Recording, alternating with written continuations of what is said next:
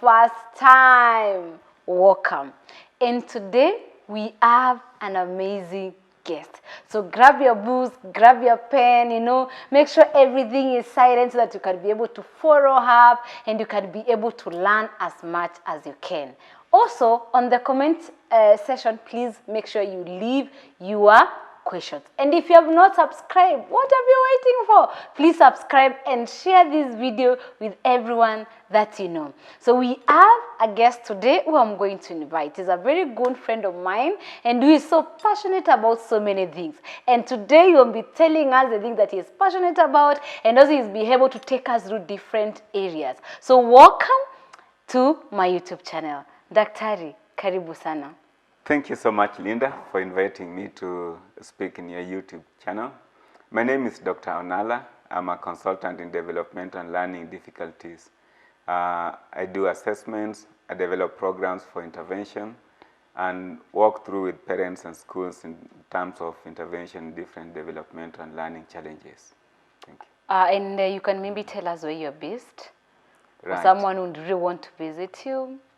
Mm-hmm. Yeah, my office is in Karen, along Mukinduri Road, here in Nairobi, Kenya. Our working hours, usually from 8 to 4 in the evening.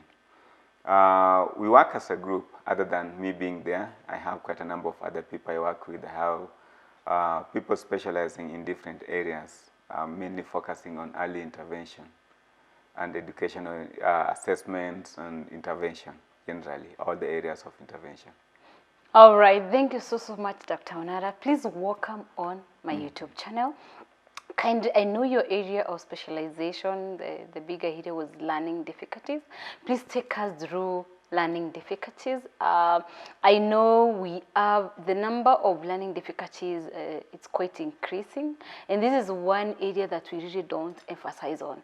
You see the way at some point we have really done a lot of sensitization when it comes to autism, sensitization when it comes to Down syndrome, when it comes to cerebral palsy. I think we have not gotten to an area whereby we can do a bit of sensitization on learning difficulties, and also people don't get to know much about learning difficulties. So generally take us through what is learning difficulties, and I know special needs teachers are watching, I know parents are watching, and you can take us briefly on learning through learning difficulties. Yeah, thank you so much. Typically, when you talk of learning difficulties, it's a broad area of developmental learning challenges. Yeah. So we talk of learning difficulty when a person experiences difficulty in understanding the instruction that is put across in a simple term. Yes, yes. Yeah, so there are quite a number of reasons why a person might experience learning difficulties. Yes, yes. So a person might experience learning difficulties because maybe they are experiencing challenges in processing language. So that does not mean that they do not understand, but sometimes they do not process it accurately. Yes. And therefore, they miss out important parts of information that is being passed across. Yes. A person can also experience difficulty in learning because they cannot concentrate on what's going on. Yeah, yeah. So you're talking to the person and probably the person is focusing on something different, or the person has zoned off, or the person is distracted by environmental factors. So maybe someone is talking in the background, there's another child opening a locker somewhere. Yeah. The teacher has maybe very colorful clothes. Yes. So when the teacher is talking, the child is concentrating on the dressing. Yeah. A person can also experience learning difficulties because of sensory issues. Maybe there's problem with hearing, or there's problem with visual processing. Having problem with visual processing is different from not seeing. So you could be seeing, but you're not processing the visual information quite well. So sometimes a child can be taken for test for sight, and then you're told, oh, his sight is quite good. But then when you look at that person is experiencing difficulties in maybe discriminating what's going on in the background. Yeah. So there are quite a number of factors that could lead to learning difficulties. Before we look at the factor that can lead, I just want to interrupt a little bit. Learning difficulties, is it a comorbidity? Is it a comorbid? that it's come accompanied with, because when you talk about sensory, someone can have learned difficulty because of sensory issues. Usually it's children with autism have sensory processing difficulties. Right. So how do you say about learning difficulties coming with accompanied with other developmental deficiencies? Yeah, so learning difficulty, a person can have a specific diagnosis existing on its own. For example, a person can have a condition like dyslexia. Yes. And dyslexia can exist on its own. That means that the person experiences difficulty in learning, reading, writing, spelling, and sometimes math computation and processing language. Yes. And without coexisting condition. Yes. But it's also possible for a person to have more than one condition. So you can have a person with dyslexia, with ADHD, that is attention deficit hyperactivity disorder. Yes. So the two can coexist together, and sometimes that complicates the process of evaluation and intervention. Yeah, so in that case, the two conditions that exist, or even three conditions, can have a person, very intelligent child with autism and dyslexia, and the person also has ADHD. Yeah, and it can still be complicated to a level that there's also motor coordination challenge in the same person. So we talk of multiple disability, but basically on learning difficulty. In that case, the person's level of intelligence is average to above average. Because if you have below average general intelligence, you cannot be given diagnosis for dyslexia. Yes. And so if this person's intelligence is average to above average and still experiences challenges with other areas, maybe attention, there's hyperactivity, there's impulsivity, and the symptoms of autism are there, and maybe there's coordination issues, then we talk of multiple disability. Disabilities, Right. So comorbidity is possible. It's possible to have more than one condition existing together. Okay. Yeah, and in that case, we would be focusing on multidisciplinary intervention. Approach, Yes, so where we'll have a speech therapist working maybe with occupational therapist, special needs teacher, all these people working together to address the challenges that the child is experiencing. Okay. Right. So when learning difficulties sometimes can come with all those other in accompaniment with either multiple disability can appear as a comorbid. Yeah, so you can have quite a number, and that complicates even development. So social skills, emotional skills, and so many other areas of development can be compromised. All right, maybe you can take us through the factors that that would lead to developmental challenge or learning challenges. Yeah. So the most common one is usually delay in language skills, speech and language skills, because learning in early years tend to depend significantly on language skills. So if a child's language is significantly delayed, maybe the child is approaching 3 years and still not talking, and at that age children are supposed to be running around and talking and playing with language and developing skills in sound detection, for example. They listen to words and they know the initial sounds and the final sounds in words. And so that when they go to school and the teachers start teaching phonics or the sounds, then they'll be able to understand. And so if that is delayed, then that child is at a risk of developing learning difficulties later on. And that is triggered by language challenges. So delay in language or impairment, we can have impairment in language that is not delay in language. So maybe a child started talking at even 1 year, and you're quite happy that your child started talking quite early. But then the progress in the child's vocabulary is delayed, so the child is not making good progress, and maybe there's problem in the use of language. And so that affects the child's progress in learning, and that might also affect comprehension. So that is usually a major cause of learning difficulties in many cases. Yes. The other one is problems with attention. Yeah. So we have children who finds it difficult to focus from the word go. So they join school from day one and they cannot focus, and they cannot sit still in the classroom, and so they miss a lot when the teacher is presenting something. They don't follow instruction. They are easily distracted by environmental stimuli. So their attention is all over. It's everywhere. So they cannot focus on one particular thing. So they keep missing and missing and missing. And that also interferes with their social interaction, because they can become disruptive in class. And so they become class clone. Yeah. So they stand out in the crowd, and so they are left out in terms of learning. And in that case, a child might be diagnosed with ADHD. Yeah. And in the first case where there was a problem with language, the child might be diagnosed with dyslexia or maybe phonological processing disorder. There are quite a number of language-based learning difficulties that the child might end up having. Yeah. We can also have learning difficulties that is triggered by problem with sensory processing. For example, a child with good hearing but processes language differently. Yes. So that when the teacher is talking, Yeah. the child feels as if it's a lot of noise from the teacher. Okay. Yeah, so the child will not be able to focus. Or maybe there could be distortion in Or hearing. they're not able to pick exactly what they're supposed to pick. Yes. For example, maybe you're talking to them, but because of the other noises that are around in the environment, They pick something different. Yes, they pick Yeah. something different. Yes, Yeah. so that can happen. Yeah. And we can also have distortion in hearing.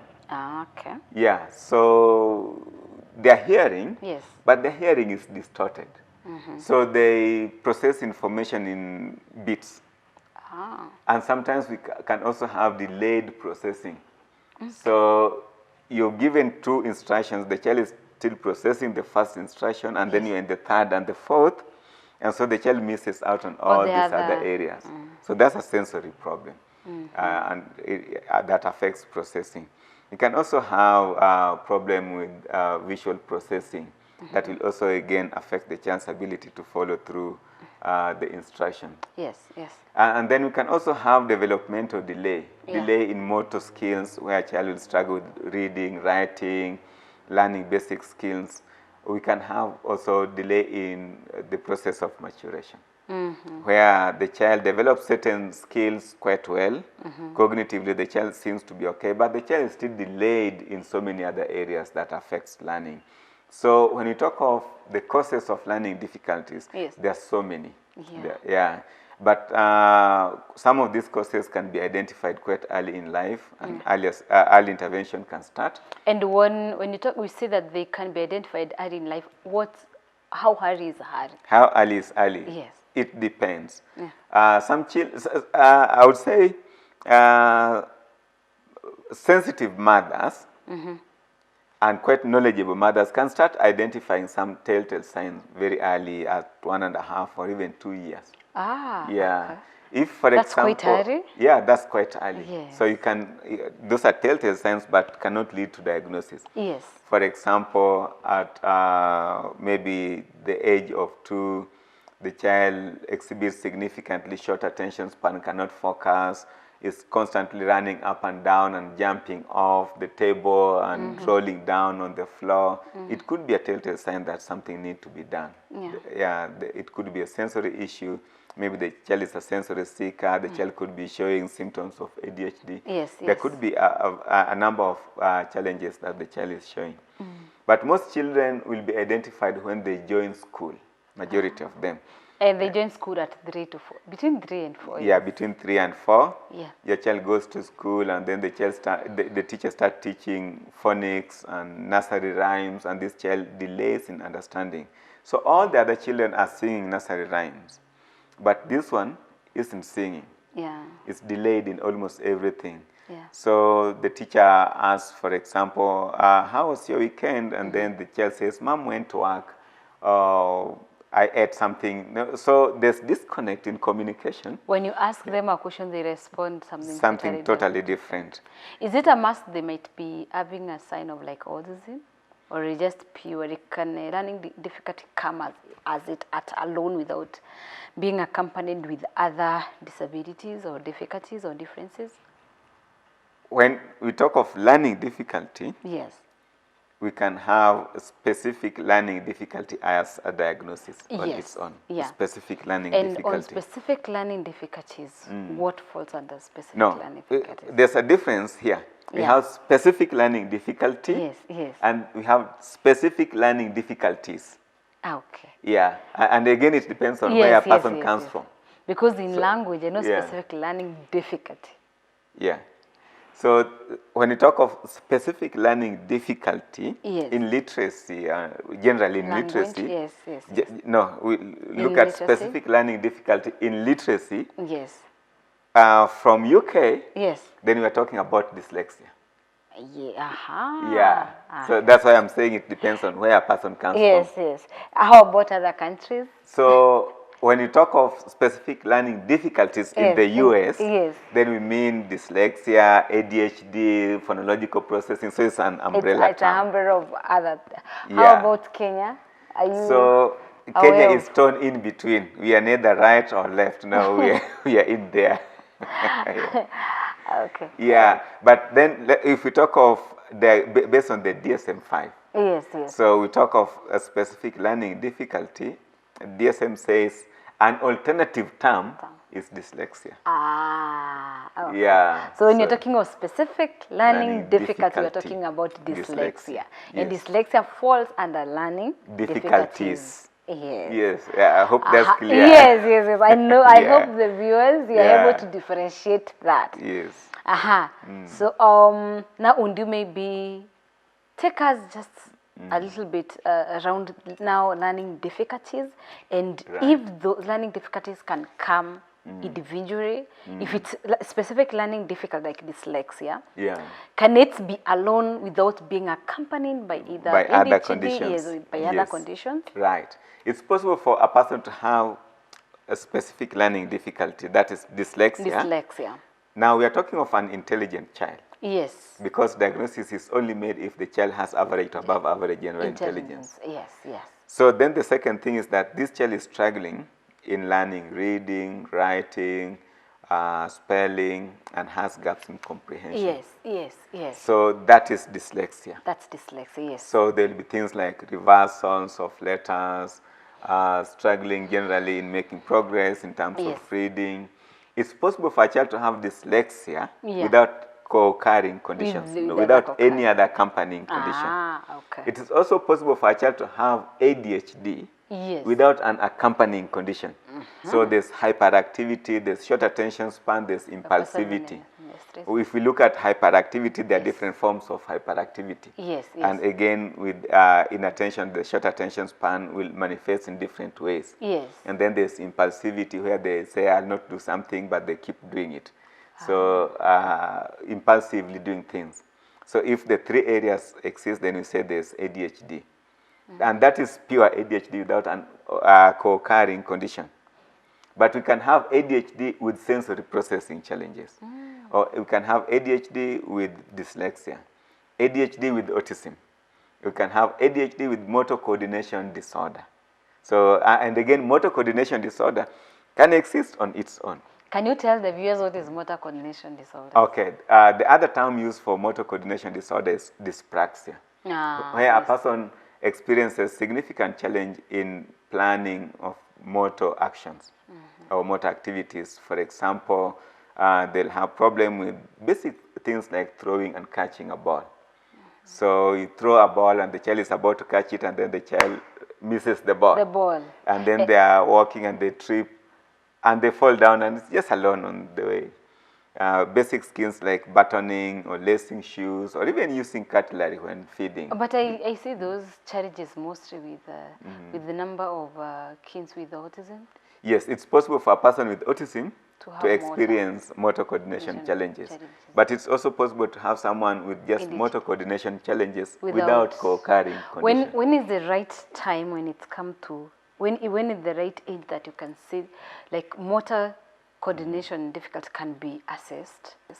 Because I know the viewers or the parent who is watching us or the teacher who can identify all those characteristics that you have given us with children with either specific learning difficulties or just general learning difficulties, which is the age that you can say, for this age, this is the time you can assess for this. For this age, this is the time for this one can be assessed. Because like you said earlier, at 3 years, at the time you can say like late talking, you know, and that is can tell you the child might have language delays. Yeah. You know, so which age can you tell the parent now at this age we can go and do, it's the right time to do assessment? Because I know that's your area, you do assessment. Right. So when it comes to assessment, immediately you see telltale signs that there could be a problem. Telltale signs. Yeah. So Break your ones. the telltale For signs someone else or the red flag. These are the early symptoms that you see that tells you, I think there could be a problem somewhere. Yes. Even before the problem is fully manifested. Yes. So for example, if your child started walking early, yeah, and you are quite happy, but at the age, the child is approaching 2 years and is falling down, banging into things, the child is walking and spills things, and then you look at this child and then you say, I think there could be a problem. He doesn't seem to be seeing quite well, or there's a disconnect somewhere. Yes, yes. That tells you there's a problem that needs to be intervened. Okay. So you need to seek an opinion from an expert. So you need to anytime you see, the assessment is okay when anytime you see a red flag. There's a red flag. You seek for... Yes, help from professionals. You can see a pediatrician, you can see a speech therapist, you can see a consultant in developmental, educational psychologist, anybody working with children. Yes. Yeah, they'll be able to advise you further. But if you feel there's a problem, and then you go to person A and tells you, no, for example, you're told boys are different. Yeah. So boys are late talkers.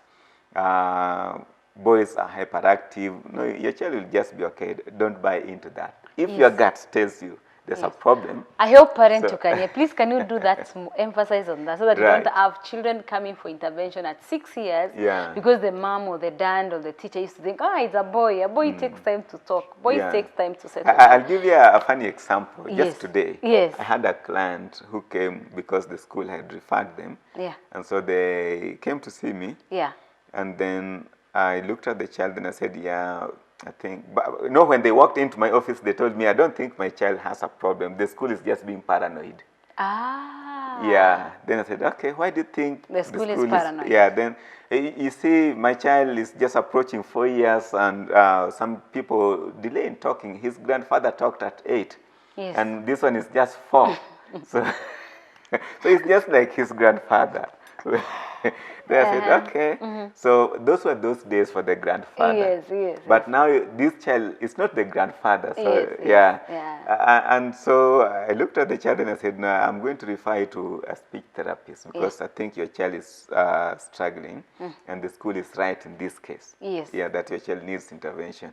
So we've also had those kind of cases where you go somewhere and then the parent goes through denial. Yes. And we also have cases where it's the professionals who don't give the right information. Yes, so you go to see a professional, then you're told, no, he'll pick up. He'll pick up. Yeah, so you don't need to bother. Yeah. Yes. So we have this. So if you're told there's a problem, yes, and you don't agree with that, yes, seek second opinion. Yeah. Yes. And if you think there's a problem and a professional tells you there's no problem, yes, seek second opinion. All right, now the last question before we end this video. Of course, we will have the second part of this video. There's so much we can talk about learning difficulties. I told you this is one area we don't constantly talk about. Apart from me, I know you're so vocal when it comes to dyslexia. You know, you're so vocal about it. The last question to ask is that, would you kind of, just generally take us through now. You've talked a bit of dyslexia. Would you kind of take us through dyscalculia and dysgraphia? Just telling us what to expect in those areas. Okay. Yeah. Yeah. Looking at dyscalculia, this actually just means... And it is a learning difficulty. It's a learning difficulty. And you know, we have mentioned dyslexia, so I never wanted us to leave the other areas. Right. Yes, yes. That's specific learning difficulty that affects numeracy or computation skills. Yes. I'm avoiding the term maths because maths starts later on after number work has been introduced. Yes. But a person will be said to have dyscalculia if they struggle with basic computation skills, including things like directionality, dealing with time, dealing with money, basic computation involving addition, subtraction, those basic skills in mathematics. Yes. Yeah. And sometimes they do not make number sense. No, maths do not make a lot of sense to them. I'll give you a typical example. I met this lovely boy who is doing his A-level. Yeah. And he's very good in sports, so he is going to study sports science. Where? He wants to join university and study sports science. But his greatest nightmare is mathematics. He's 19 years, but still he can't do basic math computation. You mean basic math like count So or I'll give hand you or a typical subtract? example. Yeah. So I had gone to school to see a totally different child. Yes. And then, but he knew me. Yes. Because I did his assessment when he was in prep school many years ago. Yeah. So he called me and said, Dr. Nala, I'm really struggling with maths. How do you give change? Then I asked him, like, which one? Give me an example. Then he told me, if you go shopping with 2,000 shillings, how much change will you be given? You see, he did not even process that 2,000. He's not giving me details what he's going to buy and how much he need to spend. Yes. But for him, he thinks if you go shopping with 2,000, You need to get you need to get change, and the change should be this amount of money. You had a specific amount that should get a change? No, if I go out with 2,000, yes. How much change should I be given? Okay. Are you getting the disconnect? I'm getting it. Yeah. I'm getting the disconnect. So that is pure dyscalculia. Okay. Yeah, he's struggling in making number sense. Yeah, so, and then we start talking of time. He can meet you in the evening and say, good morning, Dr. Nala. And it's in the evening. Yeah, it's in the evening. And then there are times when he would get confused and say, good morning this evening. Oh, good morning. Oh. So mixed up. So the sense, they lack sense. Yeah. And number. at what age again with the parent to know? Okay, because at the end of the day, we want the parent to know this is the time now to get intervention. This is the time to go for evaluation. So at what age do you feel as Dr. Onara now, at this age for dyscalculia is the right age to intervene for this? So for dyscalculia, identification sometimes takes place a little bit late. Yes. Because that's when children have started playing with the numbers, they're playing games. And so they go to school. A person in dyscalculia will learn basic number songs and all those things quite well with the rest. Yeah. But what if they struggle? With number songs. Yes. You know, that is rhythm. It goes with rhythm. Okay. Yeah, so they'll just do that. Because some years back, I met a 3-year-old, 3.5-year-old boy who you could teach root counting, 1 to 5. And you can't, after like 10 minutes, you can't remember. Now, that is sequential thinking. Yes. Yeah, so that child is struggling with sequential thinking. You'll find a child with dyscalculia without problem with sequential thinking. Yeah. But dealing with numbers is a problem. Yeah. That's why they'll learn, for instance, rote counting, number songs, and the basic skills. Yes. But when they start doing basic addition and subtraction, then now they start struggling. And then you start teaching time, you start teaching money, becomes a nightmare. Okay. Yeah. Okay. All right. Right. And the last dysgraphia, handwriting problem. Yeah. So that happens when there's problem with coordination of fine motor skills. Okay. Yeah, where the child is not able to generate or plan and generate motor movements. Yes, yes. That is needed to be able to write letters or to engage in coloring and writing and the like. Yes, yes. And so they end up having very poor handwriting because of problem with coordination. Okay. But they might be quite good in gross motor activities like throwing and catching a ball, playing football, engaging in quite a number of outdoor activities. But when they sit down to start writing, the grip of the pen is sometimes quite poor. The letter formation, all those specific skills are not well developed. Okay, now as we close this, who's supposed to intervene for learning difficulties? Intervention for learning Let's difficulties. start. Who is supposed to assess and evaluate? For a parent who is like, you have told us all those stories, now tell us.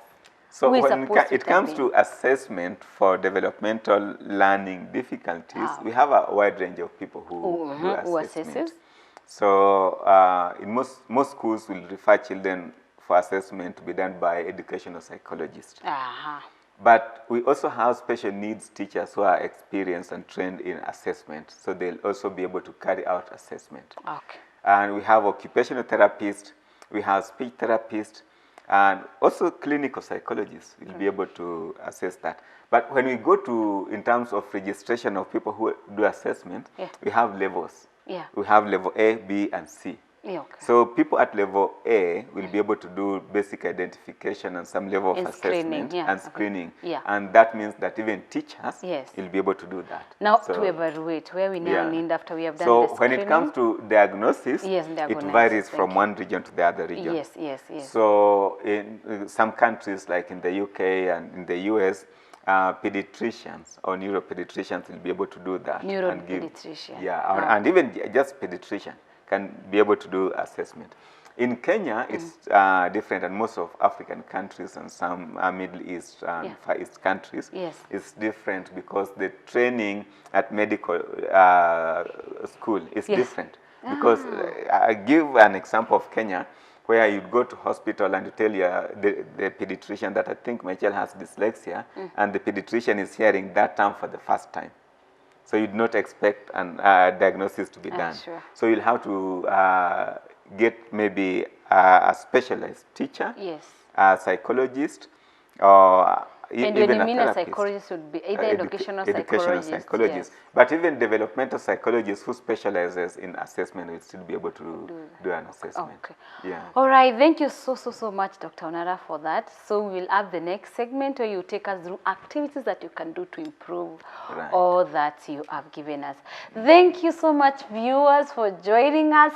See you on the next video as we show you several activities that you can do to improve learning difficulties. Thank you so much for watching. Make sure you subscribe. See you. Bye.